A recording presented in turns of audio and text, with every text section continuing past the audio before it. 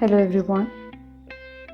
आज के ब्लॉग की शुरुआत मेहंदी के डिज़ाइन के साथ, क्योंकि ये एक इंडियन रिचुअल है। और ये देखिए, ये है जन्माष्टमी के दिन की सुबह। ऐसी सुबह जो दिल को खुश कर दे, ऐसी सुबह जो मन को हरा भरा कर दे। तो इस सुबह के साथ आइए मैं आज के ब्लॉग की शुरुआत करती हूँ। तो चलिए ले चलती हूँ मैं आपको अपने किचन में, जहाँ पर हम सुबह की चाय के साथ कुछ गपशप भी कर लेंगे। और आज मैंने सोचा है कि चाय के साथ साथ मैं अपने बेटे के लिए दूध वाली आइसक्रीम भी बनाऊंगी, जिसे हम कुल्फ़ी कहते हैं। तो मेरी चाय बिल्कुल रेडी है। तो आइए चलें गर्मा गर्म चाय को लेके अपने कमरे में और इस प्यारी सी सुबह की मीठी मीठी सी खुशबू को समझने। और यहाँ देखिए दोनों कैसे मज़े से सोए हुए हैं। अब इन्हें उठाने का सिर्फ एक ही तरीका है कि मुझे कर्टन्स खोलने पड़ेंगे। और ये देखिए, कर्टन्स को खोलते ही जो व्यू है वो देखते ही बनता है। कई बार जानते हैं आप, मेरा दिल क्या करता है कि सब कुछ छोड़ के चुपचाप से एक कोने पे बैठे हुए इस नज़ारे को बस अपनी नज़र में समेटते रहें। Now it's kulfi time, says happy face. उसे कुल्फ़ी बहुत ज़्यादा पसंद आई थी और उसने उसे बहुत ज़्यादा एंजॉय करके खाया था। अच्छा लगता है जब घर की बनी हुई चीज़ों को बच्चे ज़्यादा अहमियत देते हैं खाने के लिए।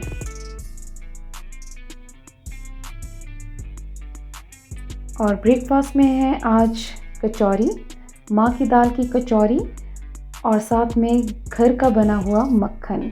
भाई जन्माष्टमी है तो मक्खन कैसे नहीं होगा। ये मक्खन मैंने खुद घर में बनाया है। तो नेक्स्ट व्लॉग में कोशिश करूँगी मैं इसकी प्रोसीजर को डालने की। बहुत ही इजी है और फटाफट से आप हफ्ते भर की मलाई से एक कटोरी मक्खन आराम से निकाल सकते हैं। और ये जो घी है ये भी मैंने खुद बनाया है। दिस इज़ होममेड घी। इसी मक्खन से ये घी बना है। और नेक्स्ट व्लॉग में मक्खन से कैसे घी भी बनता है वो भी बताऊंगी। तो अभी जो आपको इंग्रेडिएंट्स दिख रहे हैं, मिल्क मेड, आमंड्स, 2 कटोरी जो है वो नारियल का बूरा है और घी। इससे आज हम बनाएंगे नारियल के लड्डू। सोचा आज 5 भोग बनाने हैं तो क्यों ना उसमें से पहला भोग जो है वो मीठा बनाया जाए, नारियल के लड्डू। तो सबसे पहले हम कढ़ाई में 1 चम्मच घी ले लेंगे और इसे हल्का जो है गर्म कर लेंगे। आपने घी को जलाना नहीं है। पहले मैंने सोचा था कि 2 कटोरी बूरा काफ़ी होगा, मगर यहाँ पे मुझे 3 कटोरी लेनी पड़ी। तो आप भी 400 ग्राम मिल्क मेड के लिए 3 कटोरी जो है नारियल का बूरा लें। ठीक है। अब आप इसे कंटिन्यूसली हिलाते रहें जिससे कि ये कढ़ाई में ना चिपके। अब इसके बाद हमने मिल्क मेड जो है इसमें डाल देना है, जो कि 400 ग्राम है।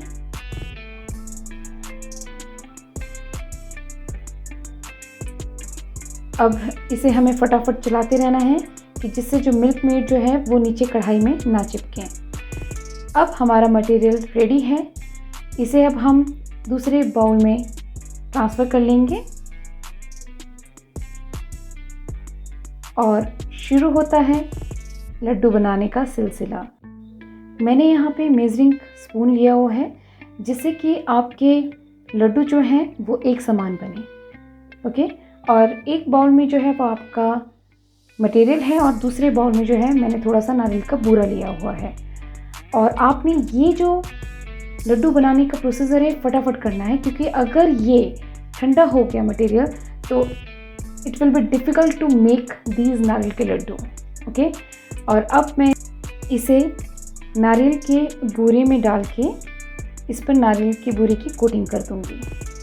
देखिए कितने ज़्यादा डिलीशियस लग रहे हैं।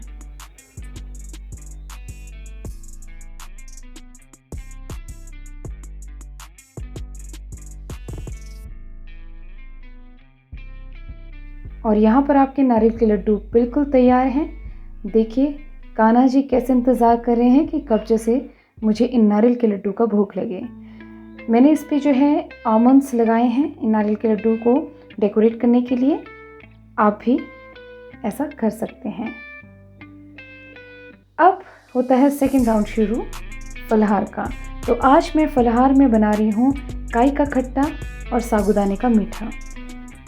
जो नए हैं, जिन्हें नहीं पता कि साबूदाने का मीठा कैसे बनता है, तो इट्स वेरी इजी। पहले आप साबूदाने को जो है भिगो कर साफ़ कर लें और 1 चम्मच या 2 चम्मच घी डाल के इन्हें गोल्डन ब्राउन होने तक भून लें। और वैसे ही आप दूसरी कढ़ाई में जो है 1 चम्मच घी डालकर या 2 चम्मच घी डालकर आप जो है इसमें साबुत मसाले डाल के हल्दी और नमक जो है वो मिला लें। आप चाहें तो इसमें देगी मिर्च भी रंग डालने के लिए मिला सकते हैं। और जब आपका ये भुन जाए तो उसमें आप जो है काई डालकर इसे चलाते रहें। और दूसरे साइड जो है आपका साबूदाना तैयार हो चुका है। इसमें मैंने हल्का सा पानी मिला दिया है कि ये जो है नीचे ना चिपके। और यहाँ पर काई में जो है मैंने खट्टे के लिए लस्सी और दही मिक्स करके डाल दी है। दही भी मैंने घर की ही बनाई हुई थी और लस्सी भी घर की है, तो इसे मैंने काई के खट्टे में डाल दिया है। और अब देखिए आपके साबूदाने का लास्ट स्टेप। आपने अब जो है दूध डालना है और इसे मिक्स करते रहना है जिससे कि आपका साबूदाना नीचे ना चिपके। और अब मैं इसमें टेस्ट के अकॉर्डिंग जो है चीनी डाल दूँगी। वैसे अगर आप थोड़ा कम ही चीनी रखें तो ज़्यादा अच्छा रहता है, इससे साबूदाना ज़्यादा खाया जाता है। और मेरे पास जो बचा हुआ नारियल का बूरा था मैंने उसे साबूदाने में डाल दिया, जिससे इसका फ्लेवर बहुत यम हो गया था। तो चलिए अब किचन के बाद बारी आती है तैयार होने की। तो मेरी आज का जो अटायर है that is bottle green colour suit.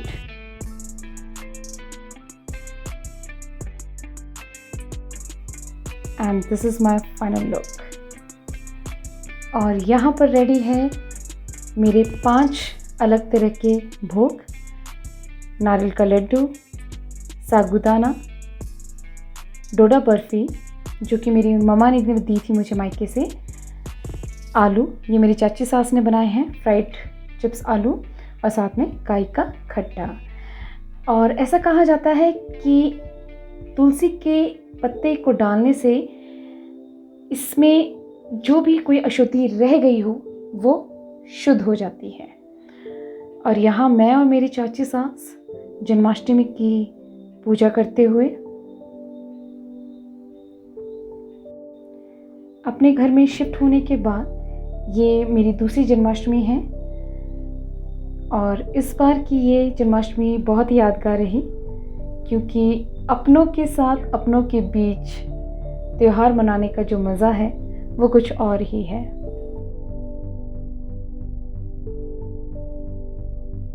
चलिए इस एंड का व्लॉग भी मैं अपने चाची सास के हाथों में मेहंदी लगाते हुए करती हूँ। और उम्मीद करती हूँ कि आप सभी की जन्माष्टमी बहुत अच्छी गई होगी। ये त्यौहार आपके घर में समृद्धि लाए, सुख शांति लाए। और नेक्स्ट व्लॉग में कैसे मलाई से मक्खन और मक्खन से घी बन सकता है उसे शेयर करूँगी। Thank you for watching my vlog. Kindly like, comment, share and subscribe to my channel, and don't forget to hit the bell icon for more updates. So this is all about Janmashtami's vlog. See you soon. Till then, be safe, take care, and bye bye. Lots of love from Homegrown Itisha.